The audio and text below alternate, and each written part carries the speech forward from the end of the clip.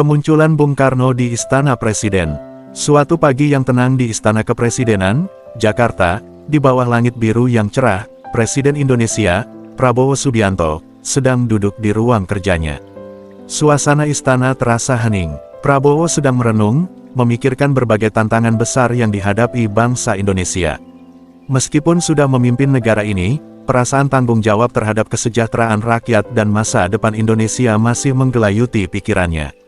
Negara ini memiliki banyak potensi, tetapi juga banyak tantangan, baik internal maupun eksternal. Tiba-tiba, suara ketukan pintu terdengar keras, memecah kesunyian ruangan.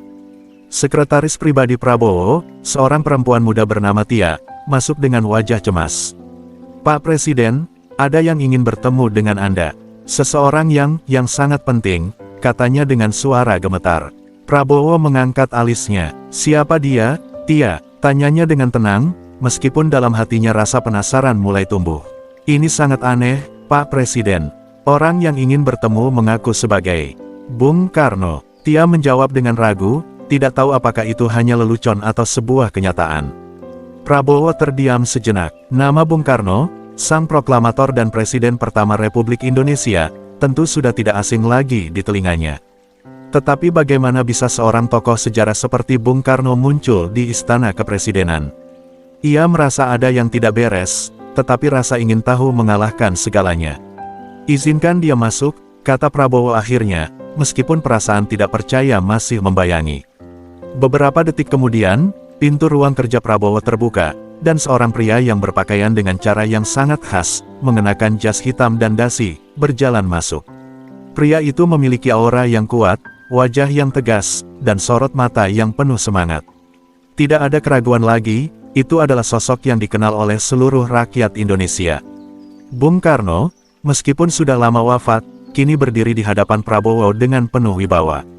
Prabowo terperangah. "Bung Karno," suaranya tercekat. Ia merasa seakan-akan sedang berhadapan dengan tokoh sejarah yang tidak mungkin ada di ruangannya saat itu.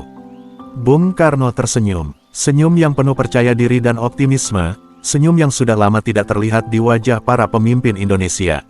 "Ya, saya Bung Karno," jawabnya dengan suara yang penuh kekuatan, "saya datang untuk memberikan amanat penting. Tidak hanya untukmu, tetapi untuk seluruh bangsa Indonesia."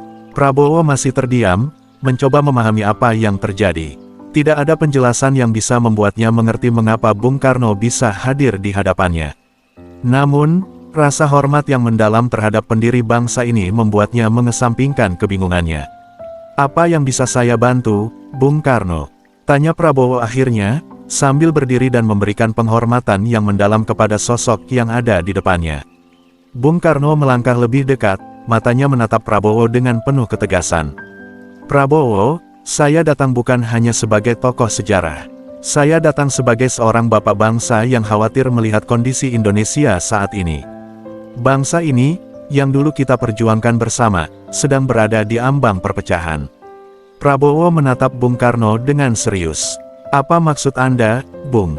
Indonesia saat ini memang menghadapi tantangan besar, tetapi kami berusaha menghadapinya dengan segala daya. Kami tidak ingin negara ini terpecah belah." Bung Karno mengangguk pelan, lalu berbicara dengan suara yang dalam. "Saya tahu, Prabowo. Saya tahu kamu dan pemerintahmu berusaha keras untuk menjaga kedamaian dan kesejahteraan. Namun, ada sesuatu yang lebih besar yang sedang mengancam bangsa ini. Sesuatu yang lebih berbahaya daripada sekadar politik atau ekonomi. Itu adalah ancaman terhadap persatuan." Prabowo merasa ada ketegangan dalam kata-kata Bung Karno. "Ancaman terhadap persatuan, apa yang Anda maksud, Bung?" Bung Karno berjalan menuju jendela yang menghadap ke halaman istana, menatap keluar dengan pandangan yang tajam. "Persatuan adalah fondasi Indonesia. Tanpa persatuan, negara ini akan hancur.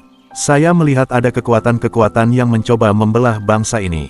Kekuatan-kekuatan itu datang dengan berbagai cara, menggunakan topeng yang berbeda, agama, politik, ekonomi, untuk memecah belah rakyat Indonesia." Prabowo merasa terkejut. "Apa yang harus saya lakukan untuk mencegah itu, Bung?"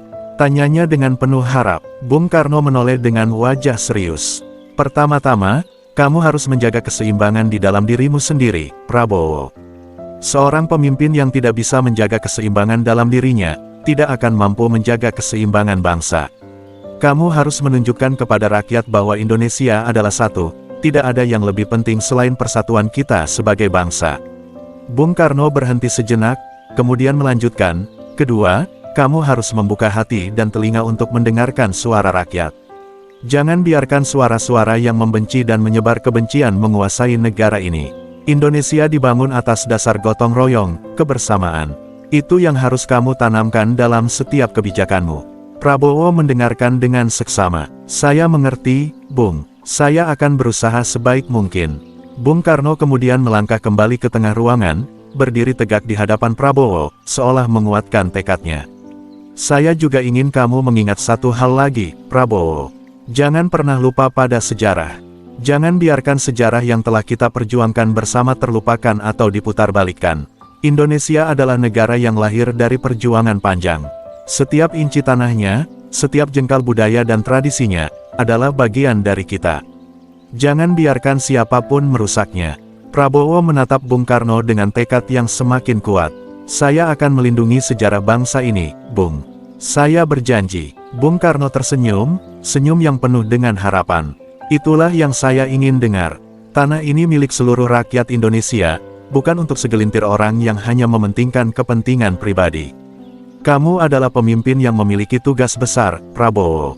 Jangan lupakan itu. Setelah beberapa saat berdiam diri, Bung Karno melangkah menuju pintu. Saya akan pergi sekarang, tapi ingatlah amanat ini, Prabowo. Jaga persatuan, jaga sejarah, dan jaga Indonesia. Prabowo berdiri di belakangnya, menundukkan kepala dengan rasa hormat yang mendalam. Terima kasih, Bung Karno. Saya akan melakukan yang terbaik untuk bangsa ini. Ketika pintu tertutup, Prabowo berdiri lama di sana, merenung. Ia merasa seakan-akan sebuah beban besar telah diletakkan di pundaknya. Namun, ia juga merasa bahwa ia tidak sendiri. Sebagai pemimpin Indonesia, ia memiliki amanat yang tidak hanya untuk dirinya sendiri, tetapi untuk seluruh rakyat Indonesia. Ia tahu bahwa persatuan bangsa adalah hal yang paling penting, dan ia bertekad untuk melindunginya dengan segala cara. Dengan semangat yang baru, Prabowo menghadap ke meja kerjanya. Ia membuka lembaran-lembaran dokumen yang ada di depan, tetapi kali ini dengan tekad yang lebih kuat. Untuk Indonesia, bisiknya pada dirinya sendiri, saya akan menjaga amanat ini. Dan di luar sana, di ruang yang sama tempat Bung Karno meninggalkan pesan, angin berhembus lembut, seolah membawa semangat perjuangan yang tidak akan pernah padam.